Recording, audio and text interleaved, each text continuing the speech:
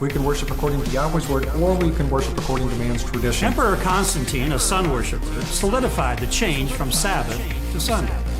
In the first 300 years of the New Testament, the church made hundreds of changes in It's time doctrine. that we follow Scripture and not the traditions of man.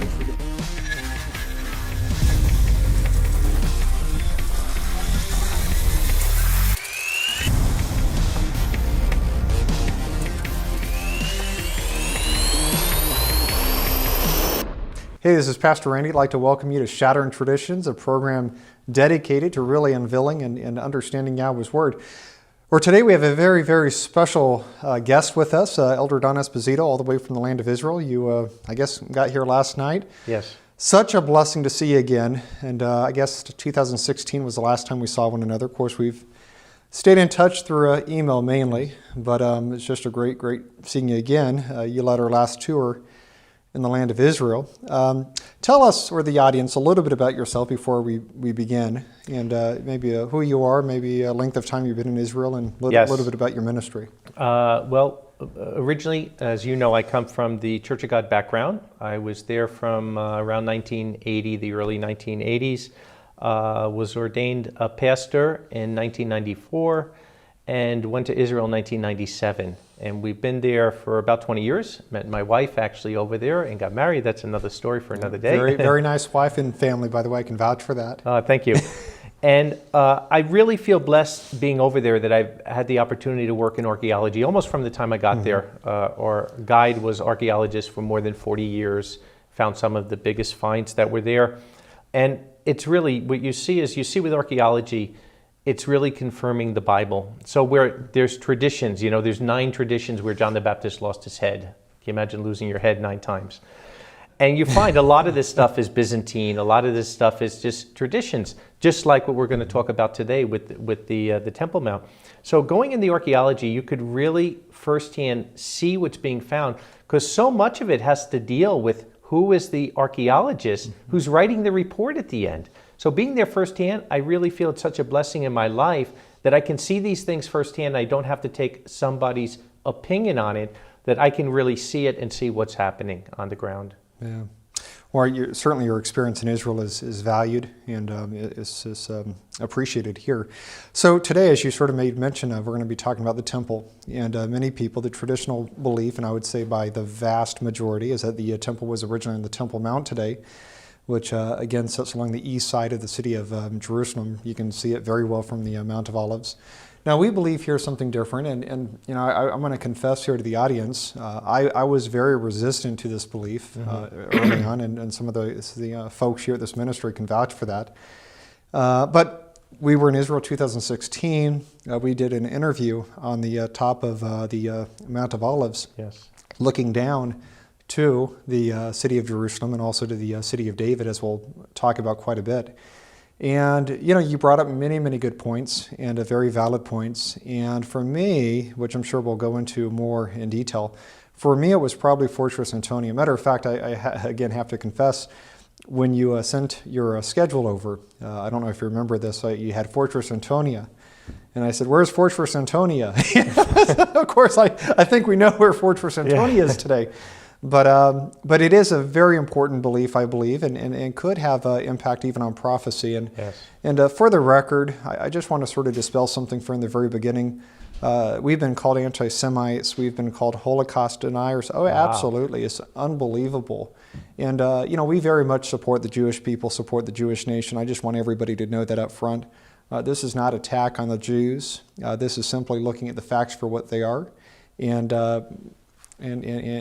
giving an alternate view on where the temple was likely located. So with that, why don't you maybe give a little bit of history, not too long, but some history as to how you discovered this, and maybe you can open up the discussion by talking about the city of David and the connection Maybe I to could the just temple. hold this book up. Absolutely. The temples that Jerusalem forgot, because this was not my theory. I did not come up with this. I read the book by Ernest Martin. You could see it's a very thick book. It is. As a matter of fact, I read that book when we came back from the land of Israel. First book I read, and then I read a few others in addition to that. But it's very well documented, thoroughly documented. Yes. And he provides most of the quotes right within the book. And one of the things I did, just as a side note, is I went back and I authenticated all the quotes he Wow. has within that book. And, Wow. he really did incredible research. Yeah, what's amazing, when I read it, I was expecting a slanted view from him, that he would come up with one kind of concept and then push his view on it. And I was shocked when it was the total opposite. I mean, there's hundreds and hundreds of direct quotes in there. And after reading it, again, it was something, it didn't matter to me either way, probably like you're just looking at the truth of something. So as the years went by, because I'm living there, you just see more and more things coming up. And even in the last couple of years, it's amazing. Like they found a Roman bathhouse right across from where they're calling the Temple Mount. And you're like, how on earth can they ever have a Roman bathhouse, maybe 20 yards from where the temple is supposed to be? Now that's right near the Wailing Wall. Yeah, exactly. Yeah. Right in that area over there. They found a couple of years ago also a sewer system that is coming all the way down from the Pool of Siloam. So would it make sense that you're going to go and mikvah for the temple, down in the Pool of Siloam, the biggest mikvah in the world? They say was an acre big, 10,000 people mikvah in there. And then you're going to walk a third of a mile over a sewage drain and get yourself defiled again. Yeah. So all these little things just kept coming more and more. And I can honestly say, I think it's now about 15, 16 years that I've been researching on this. I've never even found one fact remotely that would make me think that the temple was not in the city of David. Well, when you look at Josephus, Eusebius, Epiphanius, Aristius, Tacitus, so many of these historians and quotes from antiquity, it really does. It's just, again, I was very, very skeptical, but after looking at the evidence, it was not hard to see. And I think if most people would look at the same evidence without any preconceived notions or biases, they would come to the same conclusions as we have. So let's just jump right into it because we don't have a lot of time today. Sure. And so for me, or actually for me, it was Fortress Antonia. We'll look at that later. But probably the best place to start with is the city of David. You live there. Someone let you describe this. Give us a description of the geography. Talk about the Kidron Valley, the Ethiopian Valley, maybe the Valley of Hinnom, the Temple Mount area, the city of David. Explain where all that is located. Okay. If you looked at Jerusalem from a topographical view, it looks almost like a Hebrew shin. You have the Mount of Olives, and then you have the Kidron Valley, and then you have the Mount Moriah, which would be from the city of David going up toward where the Temple Mount's a mountain range. Then you have the Tyrophium Valley in between there, and then you have the upper, which is called today Upper Mount Zion, which was never Mount Zion before. So it almost looks like a shin from the top with the two valleys, the three mountains and the two valleys in between. And it's interesting because Josephus, and I think it's Tacitus also says this, they give a very interesting calculation on where the temple was. They say it's on a crescent-shaped ridge. One, I think, even calls it a theater, like a Greek theater, semicircle. When you look topographically, you could see only the city of David is on a ridge like that. Where the current Temple Mount is, it's not the Haram. The other thing that's interesting is where they say Josephus exaggerated, because he talks about the temple being 450 feet high and up to 600 feet in the southeast corner, where the corner of it was that they had there.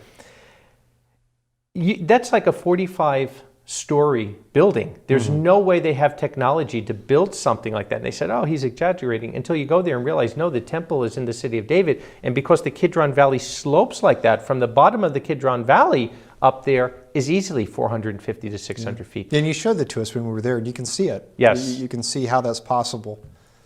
And even for the fact of the people living in the wall, like the walls were built from the base of the Kidron, stepstoned going all the way up. Now, I'll note one more thing. The Gihon Spring is located right along the side of the Kidron Valley. Yes. And right at the beginning, really, of the city of David, which would make a lot of sense. So one thing to point out is archaeologists, correct me if I'm wrong, but most archaeologists believe that the current city of David site, the national park site, was the original city of David.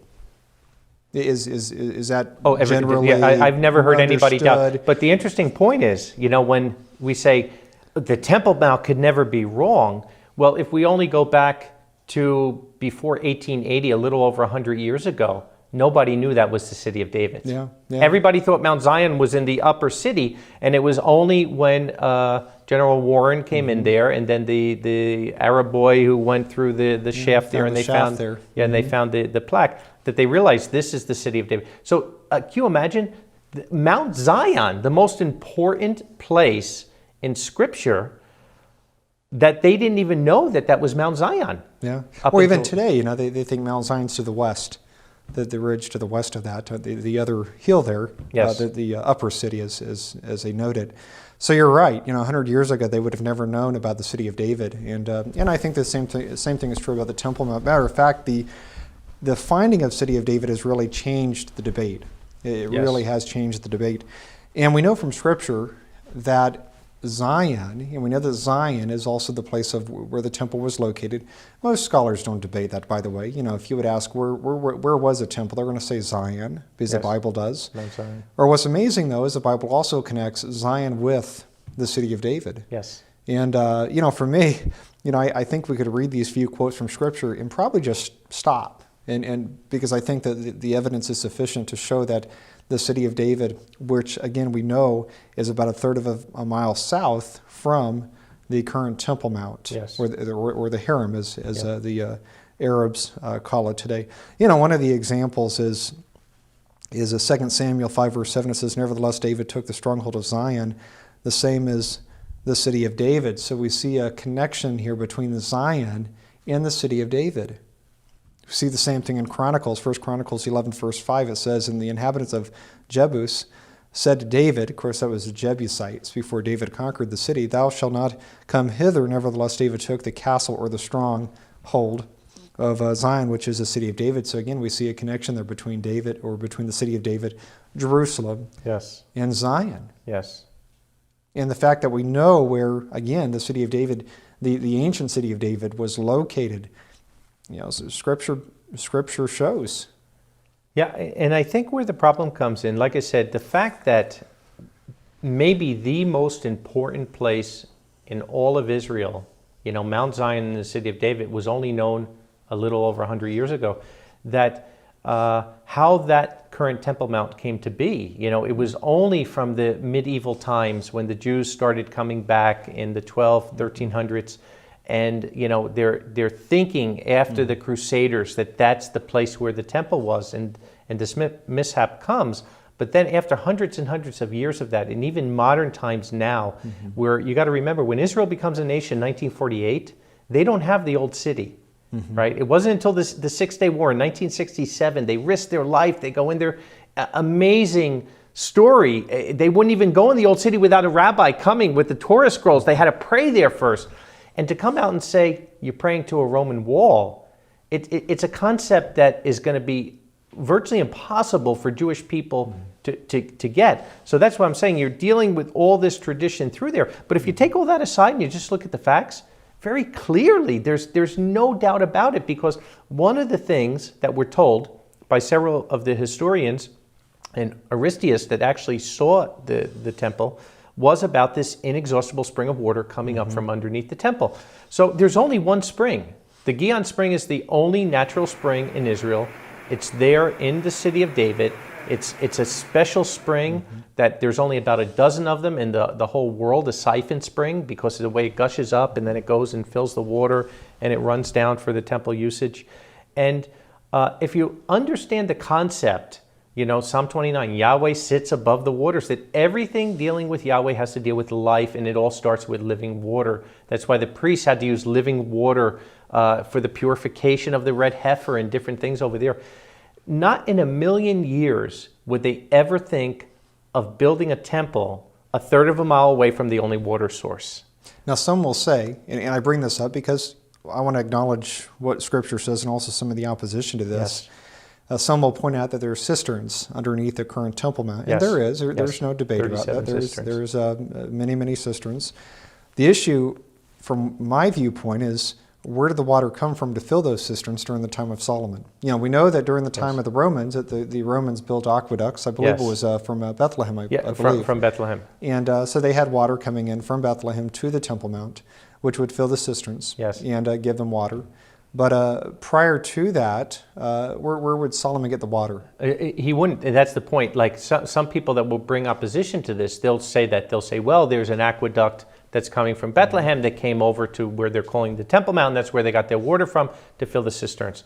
Well, that is true to a degree. Number one, though, it's not living water, so it wouldn't be able to be used for the mikvahs and whatnot. And number two, the aqueduct is only there from the time of the Romans. There is no aqueducts in the time of Solomon.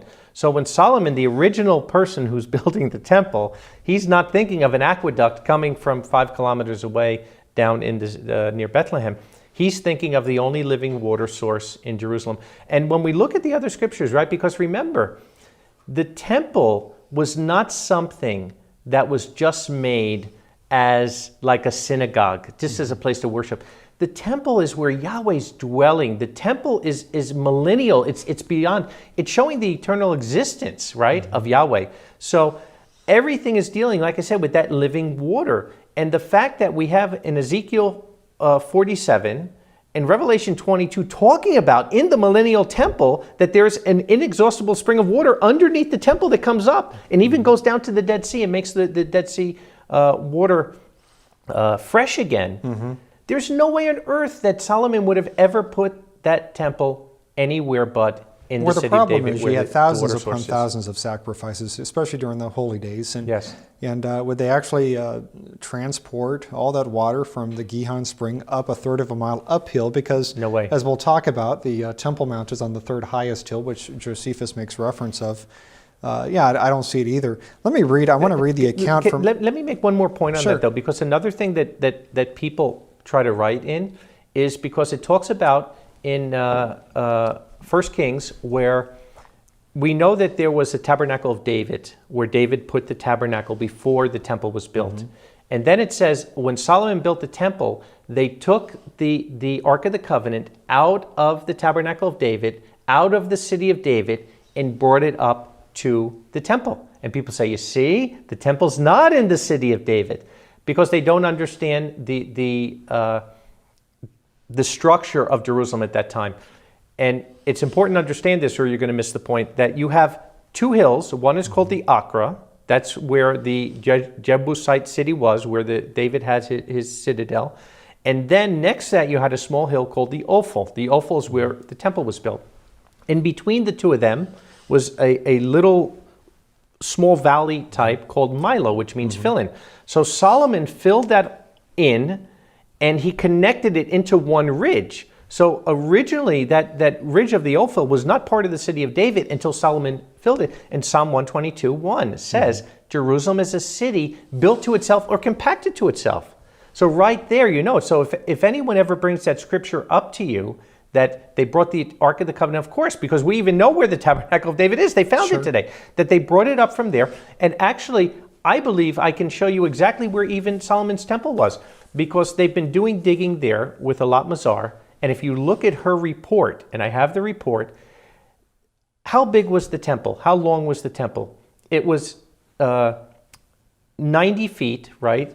60 cubits, which is 90 feet long. Well, the structure they found right on the other side of the Milo is exactly 90 feet. All the dimensions fit. And she even puts in her report, she says, this could be the temple, but if it was, we'd have to change everything we know about the temple. I'm like, yeah, that's what you need to do. But if you look at that report, so that's why never let somebody bring that scripture up about bringing the Ark of the Covenant out of the city of David, because yes, that Ophel was originally not part of the city of David, but once Solomon built it together, then it all became the city of David. We now understand that geography is so important. That's why I sort of began with you explaining the geography of Jerusalem, because originally, as you point out, and Scripture talks about Solomon filling in the Milo. So this is not something we're making up. This is not something this is not conjecture. And we know where the Milo is. From 1960, Catherine Kenyon, she identified the Milo. So we know where that is. Well, the thing is, and we were there, you know, when you go to the city of David, you can actually see the Milo because the stones are different. They're very small Solomaic stones versus the other stones around are very, very different. You can see the Milo, the shape of the Milo, and to me, there's no doubt that's where the Milo is.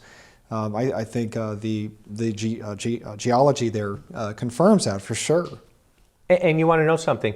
We know from Josephus that there was two colonnades, right? From the corner of Fort Antonio that was 600 feet long that came to the temple area. Where Elat Mazar was digging, the area that's the same exact size, they found this gigantic wall. They're calling it the large stone structure. She thinks it's David's citadel. I believe it's the temple. Is exactly 600 feet from that wall. Where there's a scripture I want to share in Psalm 76, verse 2, it says this, "And Salem also is his tabernacle and his dwelling place in Zion." And I draw two important points here. Number one, it shows Salem, which Salem is an old name for the city of Jerusalem. And we know Jerusalem was also the city of David. So there's a connection between Salem, Jerusalem, city of David, all the same thing. It says also is his tabernacle and his dwelling place in Zion. So we see that where Yahweh's dwelling place is in Zion. Yes. And we also see Zion is where?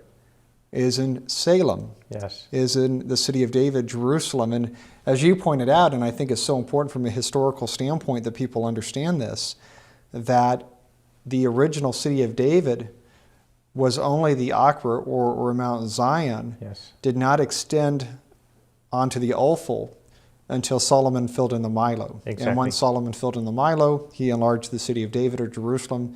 But prior to that, the city of David was about 12 acres in size, which is quite a bit smaller even the Temple Mount. And that's one thing I wonder how many people realize. It actually even mentions it in Scripture that David took the stronghold from Milo inward. Mm-hmm, it does. Yep. It absolutely does. And that's such an important point to realize. Or you were also mentioning, and I wanted to read the reference because this was another fact, historical fact that just sort of blew me away, is we do see evidence of a gushing spring within the temple. And Eusebius counts Aristeas' remarks. He says, "There is an inexhaustible reservoir of water as would be expected from an abundant spring gushing up naturally from within. There being moreover wonderful and indescribable cisterns underground and 5 furlongs according to their showing all around the foundation of the temple and countless pipes from them, so that the streams on every side meet together.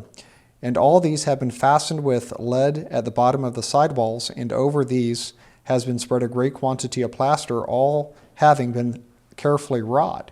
So we see that, according to Eusebius, this is again on Aristeas' account of the temple, which, by the way, Aristeas was an Alexandrian Jew, lived about 2nd century BC, according to scholarship. So this was 200 years.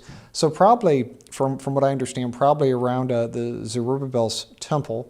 And but we know the temple location never changed. We know that where Solomon built, Zerubbabel fixed, if you will, and then Solomon built, or Herod enlarged it from there. But it was always in the same location. And Aristeas says that there is an inexhaustible spring coming up from the temple. And the reality is this is an impossibility on the Temple Mount. There's no way the temple could be on the Temple Mount if there was a spring gushing up from the temple. Because there's only one spring in the area, and that spring is the Gihon. So for me, that really is just a clincher. Matter of fact, just one other historical quote. This is from Tacitus. He was a Roman historian. And he says a temple resembled a citadel. A citadel is a stronghold. And we know that's because you had the Tyropian Valley on one side, you had the Kidron Valley on the other side. So it really was a natural area for guarding the city. It said it had its own walls, which were more laboriously constructed than the others. Even the colonnades with which it was surrounded formed an admirable outwork. It contained an inexhaustible spring. There were subterranean excavations in the hill and tanks and cisterns for holding rainwater. The founders of the state had foreseen that frequent wars would result from the singularity of its customs, and so had made very provision against the most protracted siege. So we see, number one, he also speaks about this spring-like reservoir gushing up, but he also mentions subterranean excavations and cisterns. And that's one of the things you do see within the city of David. And, I've been there twice, and of course you've been there how many times? 100. and you see that. And that's the other remarkable thing when you read Tacitus and Aristeas, or Eusebius' account of Aristeas. And both of them talk about this gushing spring. Both of them talk about these subterranean tunnels. You don't see that on the Temple Mount. You really don't. So that's another. And by the way, Tacitus, I've already mentioned he was a Roman historian, but he dates to about 2nd century CE. So we have 400 years separating Aristeas and Tacitus, one being a Jew, one being a Roman. But remarkably, they both confirm the same thing. Yes, yes, exactly. And it's interesting because sometimes people say, well, the temple isn't there anymore, so how can you know? And we know from Josephus and other writings, as a matter of fact, maybe I'll read one here. Yeah, absolutely. He says, I cannot but wish that we had all died before we had seen the holy city demolished by the hands of our enemies, or the foundations of our holy temple dug up after so profane a manner. And it goes on and on and on here of different... Well, read a few quotes if you would. Okay, maybe I'll continue then. This one is from Eusebius, that says, the hill called Zion in Jerusalem, the buildings there, the temple, the Holy of Holies, the altar, and whatever else there was dedicated to the glory of God has been utterly removed or shaken in fulfillment of the word.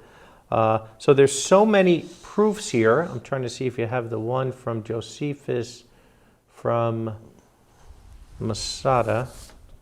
Okay, maybe I'll read this one here.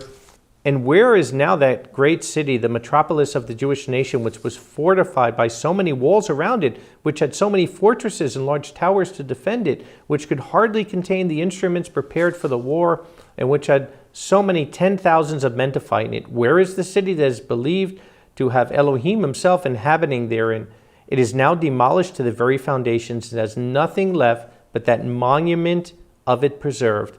I mean the camp of those that had destroyed it. So here it is. All the records are saying that Jerusalem and the temple completely destroyed, including the outer walls, right? Just like Yeshua said, prophesied, not a stone will be left upon another. And yet, where they're calling the Temple Mount there today, you have more than 10,000 Herodian stones. And the interesting part about it is, not everything was destroyed in Jerusalem, as we just read here. There was one thing that was not destroyed. The edifice, the Fort Antonia.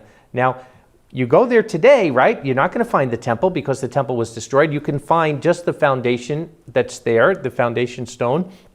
But you can find Fort Antonia. Mm-hmm. And every fort, right, because it's Roman property, is a certain size. It's 1,200 feet by 600 feet. You go there, and what do you find? Where they're calling the Temple Mount is 1,200 feet by 600 feet, about 3% different because of the rock formation. And you see that Josephus tells us Fort Antonia was associated with this large precipitous rock that's 75 feet high, and the rock is there today. Matter of fact, just a couple of years ago, they actually hit the foundation of that rock, that you could see it from the foundation coming. So you don't have to guess anymore. It's there. You can see it with your eyes. So forget the traditions and all the other things involved with it. All you have to do is read the account. You go there, and you can see Fort Antonia, because Fort Antonia is still there today. Well, for me, that quote is such a remarkable quote, because it confirms that the only thing that remained, as you read, was a Roman camp. And if you go to Israel today, the only major monument or structure that remains for that time period is the Temple Mount. And you know what's interesting about it? Because why did that camp remain? Because it was decided that the Fort Antonia was going to be the outpost for the 10th Legion. And not many people know this, but I know the archaeologist who was doing the digging, the surfing of things underneath the Temple Mount, and I've seen a picture of it. They actually found a commemoration stone for Flavius Silver from the 10th Legion, right there at the Haram. So wow, talk about a smoking gun. The very commemoration stone for the commander of the 10th Legion, they find where? They find there at the Haram. No, I mean, it's a very, very important point, because again, there are no other structures, there are no other monuments, as Josephus says here, except for the Temple Mount, or what they call the Temple Mount. Yes. And the fact that Josephus confirms that everything was obliterated. Yes. The temple was obliterated. The city of Jerusalem was obliterated. The only thing that remained after Titus came through was the Roman fort, which makes sense, because as you pointed out, I think it was 200 years. 200 more years, the 10th Legion was stationed right there in Jerusalem. They actually changed the name later. But yeah, from a historical standpoint, Josephus confirms that the only thing that was there after this destruction was a Roman fort. And the only thing there today of that time frame is is what Roman they fort. call the Temple Mount, or Yes. what we believe is Fortress Antonia.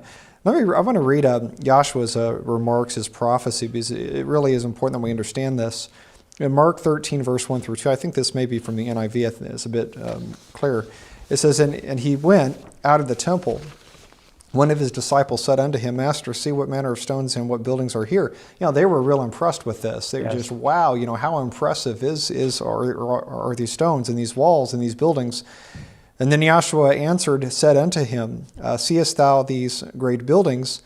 There shall not be left one stone upon another that shall not be thrown down. Matter of fact, I think that's from the King James, the word thou was an indicator. But here we see Joshua saying that not one stone would remain upon another. Now, one of the things, and again, this is where geography sort of helps, is important to realize and understand is where they were standing. Yes. This prophecy is called the Mount of Olives. Why? Because it was given on the Mount of Olives. Exactly. So if you're standing on the Mount of Olives, as we were when we were in Israel and with you in 2016, and you're looking down Yes. onto the city of Jerusalem, you see the full Temple Mount area, what they call the Temple Mount. Joshua says that not one stone would remain. He also says here great buildings. Yep. And the reason I bring this up is many people, they'll say Joshua was simply referring to the inner sanctuary, that he wasn't referring to the outer wall, because they have a real dilemma.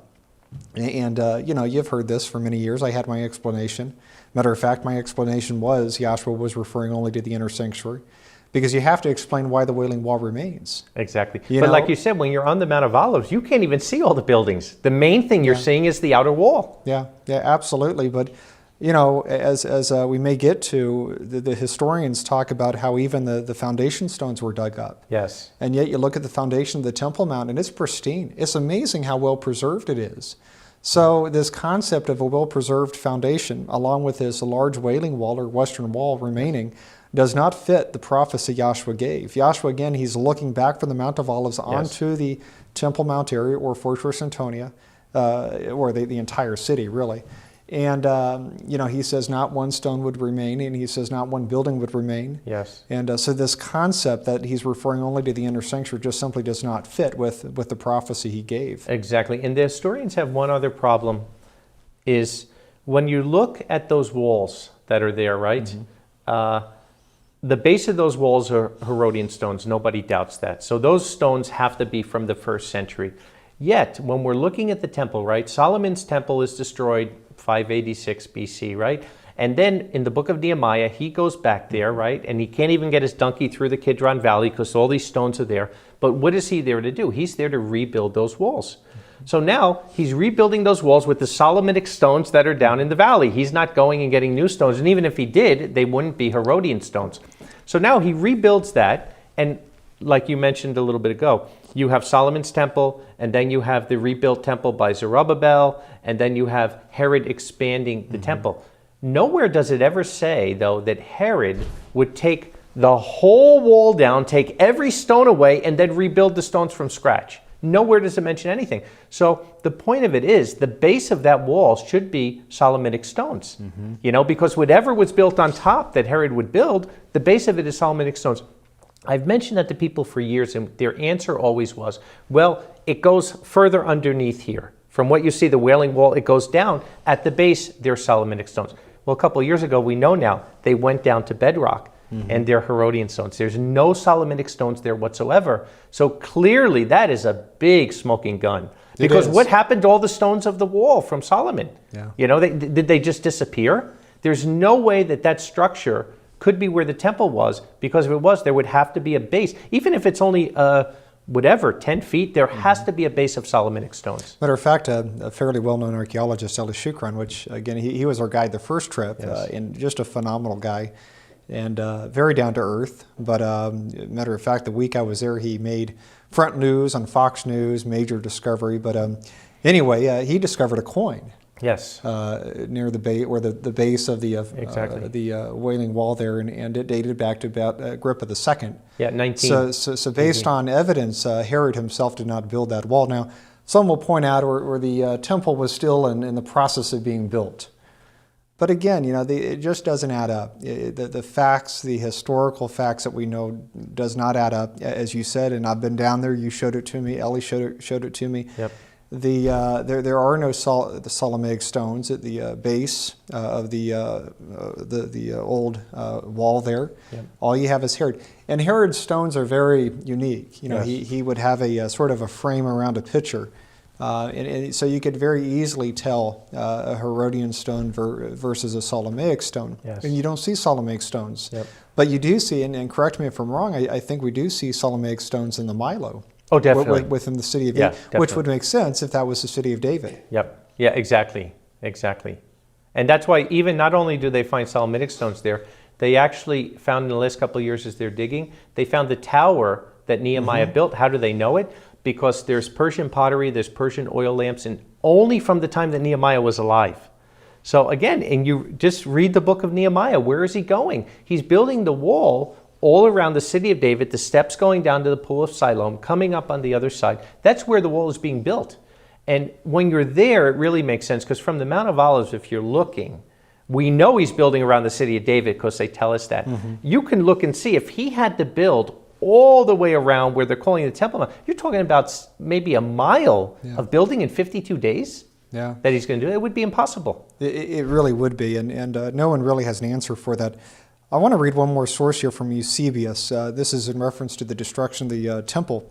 It says, "Her ancient holy place, at any rate, and their temple are to this day as much destroyed as Sodom." Now, just as a side note, one of the other places we got to visit with you was the ancient site of Gomorrah. Yes. And that's a phenomenal site because you see the ash. Matter of fact, where we found a few sulfur balls there, which I think are completely unique to that area. So more than likely, I believe that was the city of Gomorrah. But either way, we know that Sodom and Gomorrah were completely obliterated. Yes. And according to Eusebius, again, a very well-known church historian, he says here that the destruction of the temple was as bad as, is as severe as what Sodom suffered.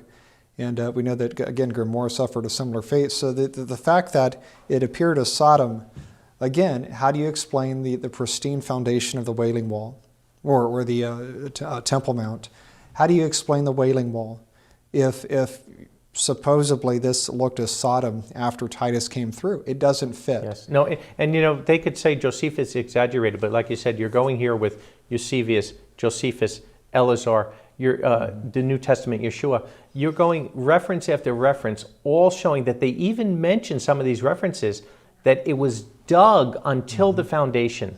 So some of them say Jerusalem was a city that didn't even look like it ever was a city before, and yet it says the only thing that was there was that one edifice, the Fort Antonia. Or to me, that sort of seals it. Beyond what Scripture says about the city of David, which is Zion, and we know again Zion is where the temple was. Yes. And then we can read about the quote from Josephus saying the only thing that remained was the monument.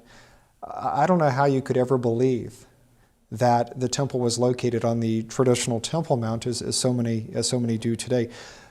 I want to move on and talk about, because many people believe that the temple is underneath the Dome of the Rock, underneath the Haram, or again, what I would call the traditional Temple Mount. There's several issues with that, though. Maybe you can speak to those. Yeah, well, first of all, when we're looking at the temple, right, whether you're looking at the Bible, where Yahweh, to the centimeter, is telling exactly, because it's a pattern from heaven, how it has to be made. Then you go to all the Jewish writings. You can go to the Mishnah, the Talmud. There's so many Jewish writings. Josephus, who, again, in detail, saying what the Temple Mount looked like and what the temple looked like, to the point of even the top, there's these tiny little, swords on the top, so pigeons can... to the last detail. In all the writings, never, ever, ever is there one thing ever mentioned about a 51 foot by 58 foot protruding rock. None, zero. And yet today, Jews will tell you that's the rock that Adam was created on. That's the rock where Abraham sacrificed Isaac. So today they have all their theories of it, right? But nothing is ever written anything about this gigantic protruding rock. Yet, when you come to the Fort Antonia, which again is called the rock because of the large protruding rock that's coming out of there. So the rock is associated with Fort Antonia, no rock associated with the temple. Now, let's look from that point on. Because in the 3rd, 4th century, a church is built around that rock, because that's where they believe was the praetorium, where Yeshua would get on top of that rock and give his defense And before that makes the governor. sense. I think there's some credibility to that. That was Totally. where the praetorium was Yes. located within Yeah, the without Fortress a shadow of a Antonia. doubt, because it's, I mean, there's the Bordeaux Pilgrim, there's things, people that wrote that they know that's where the praetorium was, because it actually says it, that they would surmount on top of that rock and give their defense. So now, at least by the 3rd and 4th century, we know that's what it's believed. How do we know? Because they put a church there. And they put a church there, and they put an octagonal church, because by the 4th century, they're using these octagonal churches, and they have 3 of them in Jerusalem. There's 7 I found throughout Israel. Really a good example is not Caesarea, it's Capernaum. Capernaum. Yes, exactly. Yeah, it's just a great example of what that would have looked like. Exactly. Starts out as the house of Peter or the house of his mother-in-law, and by the 5th century, they're putting this octagonal church, and they're all the same size, which is really interesting. They made them the same size, and over there they're doing it because they're believing that's where Yeshua is going before Pilate, the Church of the Holy Wisdom, the Church of St. Cyril. Now what happens is when the Persians come in the 7th century and they're destroying the churches and turning them into mosques, they make that into a mosque. Later, the Crusaders come in and they destroy the mosque and turn it back into a church, and they start calling it the Temple of Domini. And that's where, when the Jews come in only 50 years later after that, and they're seeing this is called the Temple of Domini, the Jews are starting to think that must be where the temple was. And here's one fact that a lot of people don't realize is the Jews, they were dispersed and away from the land for about 1,000 years. Yes. I mean, there's a few exceptions, but for the most part, there were no Jews in the Holy Land for about 1,000 years. You lose a lot of perspective and information in 1,000 years. What's interesting is you're right that as a people they would disperse, but there were small groups of people that were in Israel, small groups of Jews. One group that's in Tiberias, right, where we were close to there. Why are they in Tiberias? Because that's where the Sanhedrin goes to. So now, during that time in the 7th century, these Jews that are religious Jews from Tiberias are being allowed to come back to Jerusalem. And where do they come? You know what they say?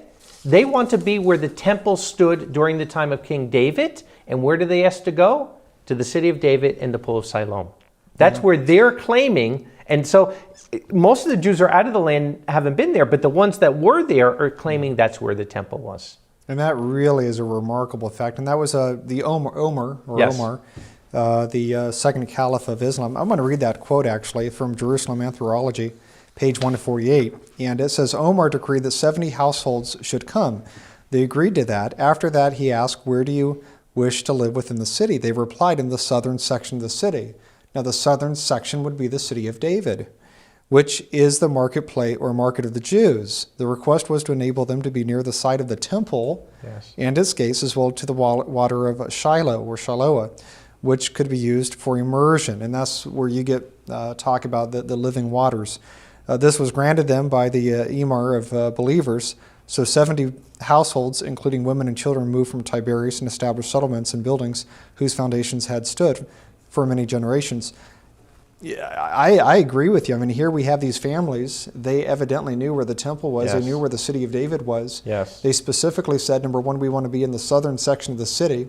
And number two, they point out here that the temple is located near the water of Shiloah or the pool of Shiloh. Yes, exactly. And when the temple was destroyed, for a while it was even just a refuge dump that they had. There's almost like shaming of the people. So you're right, most of the Jews lost sight of where it was, but the religious ones never did. Yeah. And that's why I believe, and this is my opinion, but I believe they're doing digging there for 20 years now.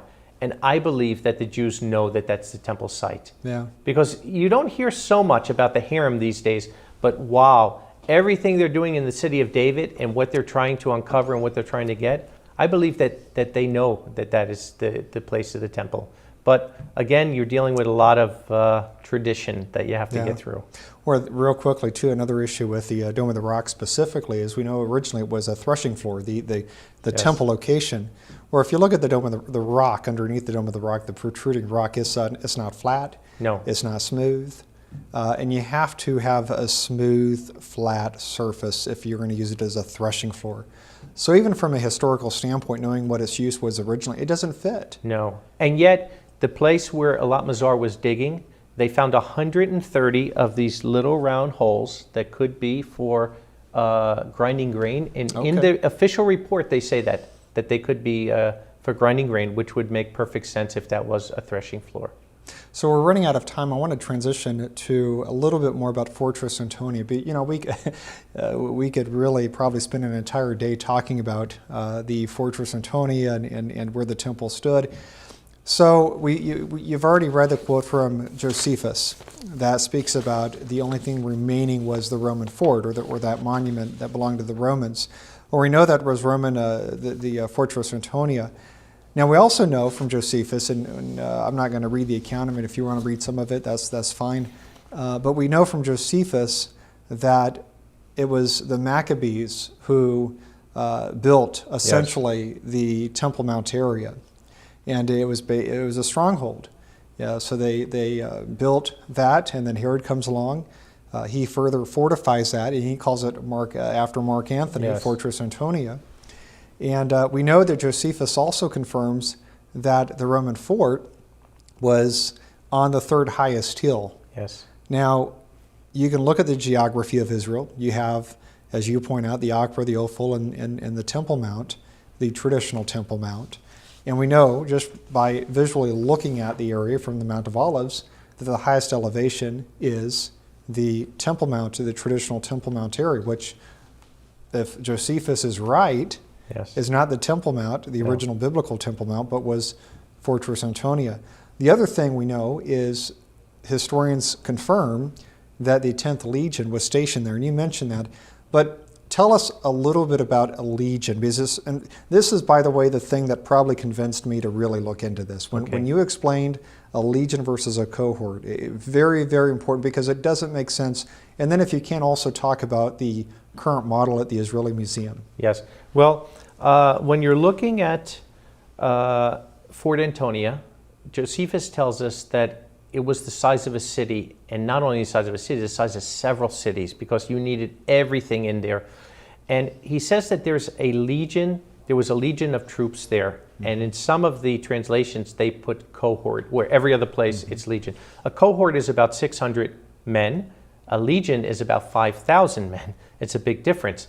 The reason why they had to change it to cohort is when you're looking at, if you're putting what should be Fort Antonia as the Temple Mount, there's nowhere to put Fort Antonia because there's no space to the north of there.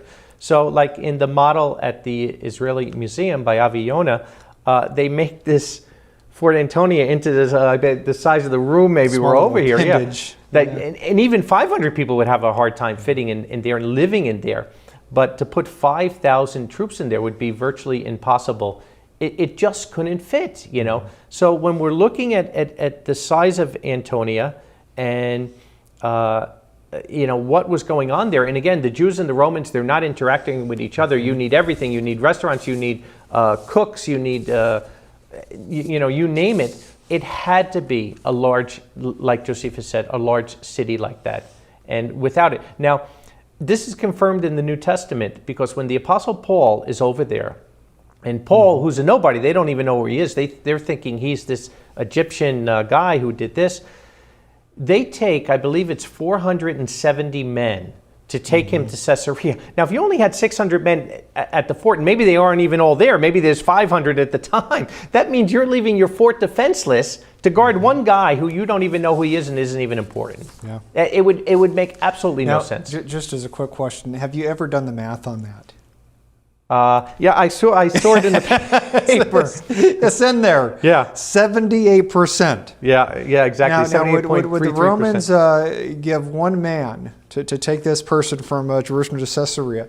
78% of their military men. I just don't see it.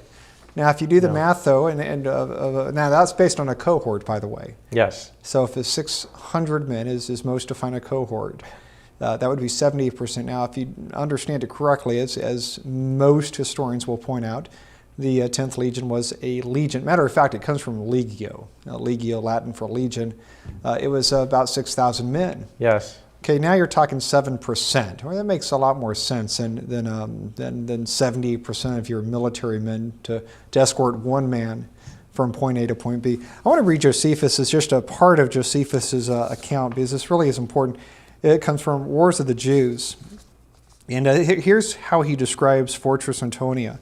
He says, the inward parts had the largest and form of a palace, it being parted into all kinds of rooms and other conveniences, such as courts, the places for bathing, broad places, spaces for camps, insomuch that by having all conveniences the cities wanted, it might seem to be composed of several cities. So that's how Josephus describes Fortress Antonia. And if you look again at this appendage, they show at the Israeli Museum, it can't possibly be right. And again, for me, this is what convinced me, because historians overwhelmingly confirm the fact that the 10th legion was a legion, not a cohort. Yes. And when you understand that fact, that one simple fact, and then when you look at the model, it doesn't make sense. So you have to ask, where were these men stationed? Where were they housed? And the only place that makes sense is is the current Temple Mount area. It's more than 200 years they're there. They're not just there overnight. Exactly, and that's an important point. They were there for much longer. The other thing too is, and I'm not going to get into the weeds a whole lot anyway, but there's other discrepancies between Josephus and the model we have at the Israeli Museum. Number one, I think it's 75 cubits, is that right? For the southeast wall there, or not wall, but tower. Yes. You don't see that as the Israeli model. No. You talk about, the Greek says it was a stayed difference, so 600 feet, connected by two colonnades. There are no colonnades there. What they try to do is they try to take what's there today according to their theory, and that's where he's making the model from. Yeah, it just... The other thing too, or that's all they can do, the other thing too is Josephus says if you're coming from the north, that Fortress Antonia obscured the view of the temple. Yes. Now, you've been, or you live there, I've been there. There's no way coming from the north that if Fortress Antonia is where they say it is, that would obscure the view of the temple. I mean, the view of the temple being the Temple Mount area would be much, much larger, and there would be no obstruction there. But if Fortress Antonia was located where the current Temple Mount is, and the temple was located on the Ophel, south of the current Temple Mount, alongside the city of David, or as part of the city of David after Solomon, it makes sense. Yes. Because you're coming from the north, because the current fortress, or where Fortress Antonia stood, and where the current traditional Temple Mount stands, it does obscure the city of David. Exactly. Let me finish that quote that you were reading here.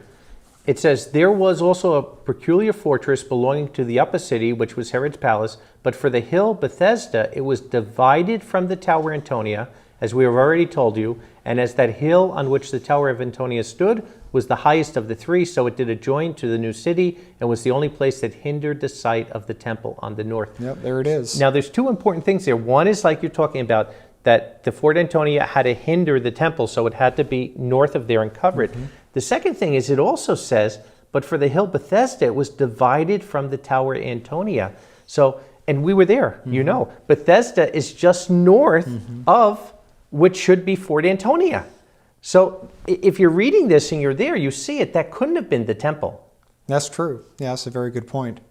Well, and I think we have to draw this to a close. I regret that, because I enjoy talking about this so much, and especially with you. Wow. You've been looking at this much, much longer. You're the one that convinced me about 2 years ago to look into this. I've spent hundreds of hours since then. And, more you look at it, more convinced you become. Exactly. The proof is just overwhelming. And again, it's just great to see you again. It's been too long. Yes. So hopefully we won't wait 2 years this time. But again, thank you for being here. Come over to Thank you. Israel. Yeah, or if I can, I will. I told my wife after the first trip, I said, it's a good thing I married young. Because if not, I probably would have done what Don did. I would have just stayed. Because it feels like home. Yes. And there's nothing like going to the land of Israel. And it was a trip, more I'd say trip of a lifetime, but I've done it twice, and I hope to do it a few more times in my lifetime. But it really is a great trip. And nothing makes the Bible come to life like going to Israel does. But anyway, thank you for being here. Thank you for the information. Thank you, Randy. And Yahweh bless you, and Yahweh bless your ministry. Thank you. And I'd like to thank you for watching and being part of this program. And, you know, we would encourage you to study this out. I know many of the things we've probably said today seems maybe peculiar, something you haven't heard before, but believe me, if you look into it, I believe you're going to come to the same conclusion we have. And that is that the current Temple Mount area within the city of Jerusalem today